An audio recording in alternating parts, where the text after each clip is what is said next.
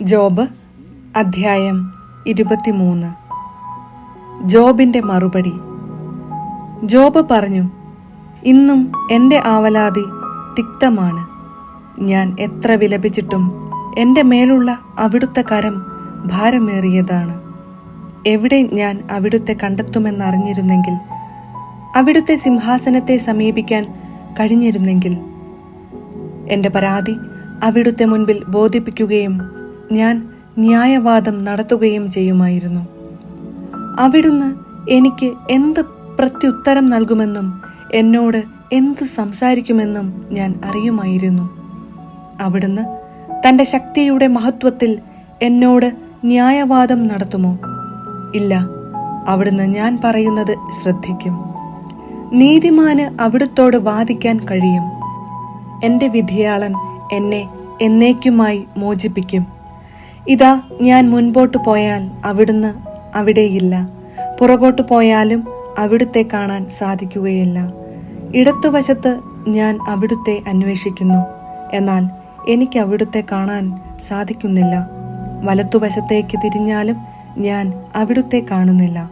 എന്നാൽ എൻ്റെ വഴി അവിടുന്ന് അറിയുന്നു.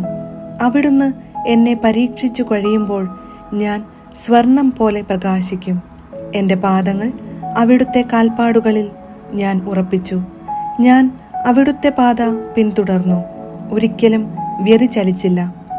അവിടുത്തെ കൽപ്പനകളിൽ നിന്ന് ഞാൻ വ്യതിചലിച്ചില്ല. അവിടുത്തെ മൊഴികൾ എൻ്റെ ഹൃദയത്തിൽ ഞാൻ നിധി പോലെ സൂക്ഷിച്ചു. അവിടുന്ന് മാറ്റമില്ലാത്തവനാണ്. അവിടുത്തെ പിന്തിരിപ്പിക്കാൻ ആർക്ക് കഴിയും? താൻ ആഗ്രഹിക്കുന്നത് അവിടുന്ന് ചെയ്യുന്നു. എനിക്കായി നിശ്ചയിച്ചിട്ടുള്ളത് അവിടുന്ന് നിറവേറ്റും. അങ്ങനെയുള്ള പലതും അവിടുത്തെ മനസ്സിലുണ്ട്. അതിനാൽ അവിടുത്തെ സാന്നിധ്യത്തിൽ ഞാൻ വിറകൊള്ളുന്നു. അവിടുത്തെ പറ്റി ചിന്തിക്കുമ്പോൾ ഞാൻ ഭയപ്പെടുന്നു. ദൈവം എൻ്റെ ഹൃദയത്തെ ദുർബലമാക്കി. സർവശക്തൻ എന്നെ പരിഭ്രാന്തനാക്കി. ഞാൻ അന്ധകാരത്തിൽ ആമഗ്നനായി. അന്ധതമസ് എൻ്റെ മുഖത്തെ ആവരണം ചെയ്യുന്നു. ജോബ് അധ്യായം 24. സർവശക്തൻ വിധി നടത്താൻ സമയം നിശ്ചയിക്കാത്തത് എന്തുകൊണ്ട്? അവിടുന്ന് നിശ്ചയിച്ച ദിനങ്ങൾ അവിടുത്തെ ഭക്തന്മാർ കാണാതിരിക്കുന്നതും എന്തുകൊണ്ട്? മനുഷ്യൻ അതിർത്തിക്കല്ലുകൾ നീക്കിക്കളയുന്നു. അവർ ആട്ടിൻ പറ്റങ്ങളെ കവർന്നെടുക്കുകയും മേയിക്കുകയും ചെയ്യുന്നു. അവർ അനാഥരുടെ കഴുതയെ തട്ടിക്കൊണ്ടു പോകുന്നു. അവർ വിധവയുടെ കാളയെ പണയം വാങ്ങുന്നു. അവർ ദരിദ്രരെ വഴിയിൽ നിന്ന് തള്ളിമാറ്റുന്നു. പാവങ്ങൾ ഒളിച്ചു കഴിയുന്നു.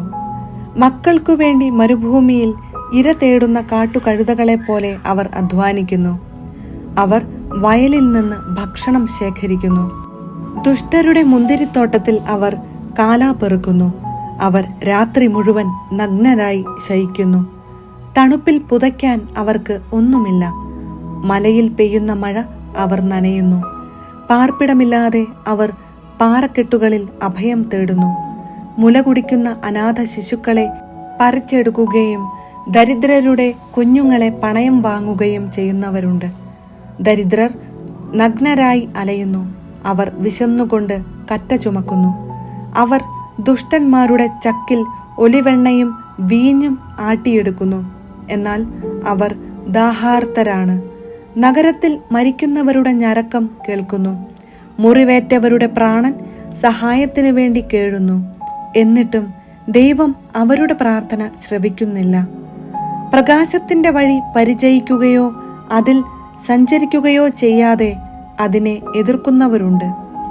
ദരിദ്രരെയും നിരാലംബരെയും കൊല്ലുന്നതിന് കൊലപാതകി നേരം വെളുക്കും മുൻപ് ഉണരുന്നു. രാത്രിയിൽ അവൻ മോഷണം നടത്തുന്നു. ആരും എന്നെ കാണുകയില്ല എന്നു പറഞ്ഞ് വ്യഭിചാരി ഇരുട്ടാകാൻ കാത്തിരിക്കുന്നു. അവൻ മുഖം മൂടി അണിയുന്നു. രാത്രിയിൽ അവർ വീടുകൾ തുറക്കുന്നു.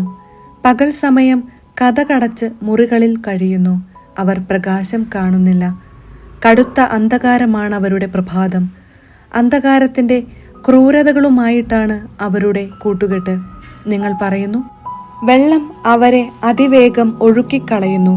ഭൂമിയിൽ അവരുടെ അവകാശം ശപിക്കപ്പെട്ടിരിക്കുന്നു. കച്ചവടക്കാർ അവരുടെ മുന്തിരിത്തോട്ടങ്ങളെ സമീപിക്കുന്നില്ല. വരൾച്ചയും ചൂടും ഹിമജലത്തെ എന്ന പോലെ പാപിയെ പാതാളം തട്ടിക്കൊണ്ടുപോകുന്നു. മാതൃഗർഭം പോലും അവരെ വിസ്മരിക്കുന്നു. അവരുടെ നാമം ഒരിക്കലും ഓർമ്മിക്കപ്പെടുന്നില്ല. അങ്ങനെ ദുഷ്ടതയെ വൃക്ഷം എന്ന പോലെ വെട്ടി നശിപ്പിക്കും. മക്കളില്ലാത്ത വന്ധ്യകളെ അവർ ഇരയാക്കുന്നു. വിധവയ്ക്ക് അവർ ഒരു നന്മയും ചെയ്യുന്നില്ല. ദൈവം തൻ്റെ ശക്തിയാൽ ബലവാന്മാരുടെ ആയുസ് വർദ്ധിപ്പിക്കുന്നു. ജീവിതത്തെപ്പറ്റി നിരാശരാകുമ്പോൾ അവർ ഉണർന്നെഴുന്നേൽക്കുന്നു. ദൈവം അവർക്ക് സുരക്ഷിതത്വം നൽകി സഹായിക്കുന്നു. അവരുടെ വഴികളിൽ അവിടുത്തെ ദൃഷ്ടികൾ പതിഞ്ഞിരിക്കുന്നു.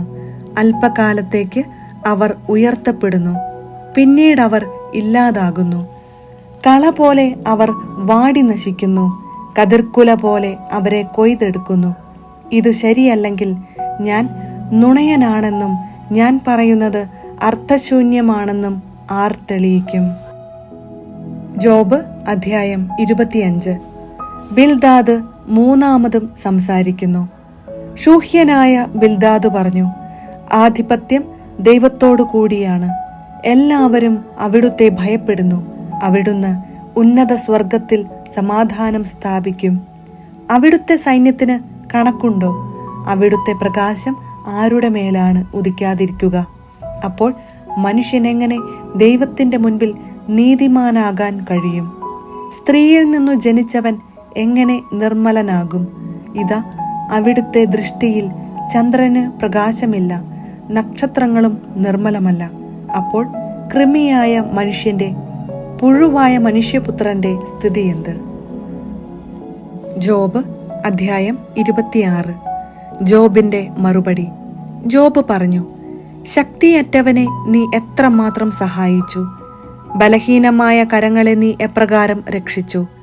ബുദ്ധിഹീനനെ നീ എപ്രകാരം ഉപദേശിക്കുകയും എത്ര ഉദാരമായി യഥാർത്ഥ വിജ്ഞാനം പകർന്നു കൊടുക്കുകയും ചെയ്തു! ആരുടെ സഹായത്തോടെയാണ് നീ വാക്കുകൾ ഉച്ചരിച്ചത്? ആരുടെ ചൈതന്യമാണ് നിന്നിൽ നിന്ന് പുറപ്പെട്ടത്? അധോലോകത്തിലെ നിഴലുകൾ വിറകൊള്ളുന്നു. ജലവും അതിലെ ജീവികളും പ്രകമ്പനം കൊള്ളുന്നു. പാതാളം ദൈവത്തിന്റെ മുൻപിൽ അനാവൃതമായിരിക്കുന്നു. നരകത്തെ ഒന്നും മറച്ചിട്ടില്ല. ശൂന്യതയുടെ മേൽ അവിടുന്ന് ഉത്തരദിക്കിനെ വിരിക്കുന്നു. ഭൂമിയെ ശൂന്യതയുടെ മേൽ തൂക്കിയിട്ടിരിക്കുന്നു. ജലത്തെ അവിടുന്ന് തന്റെ കനത്ത മേഘങ്ങളിൽ ബന്ധിച്ചിരിക്കുന്നു. അതിന്റെ ഭാരത്താൽ മേഘം കീറിപ്പോകുന്നില്ല. ചന്ദ്രന്റെ മുഖം അവിടുന്ന് മറയ്ക്കുന്നു. തന്റെ മേഘത്തെ അതിൽ വിരിച്ചിടുന്നു.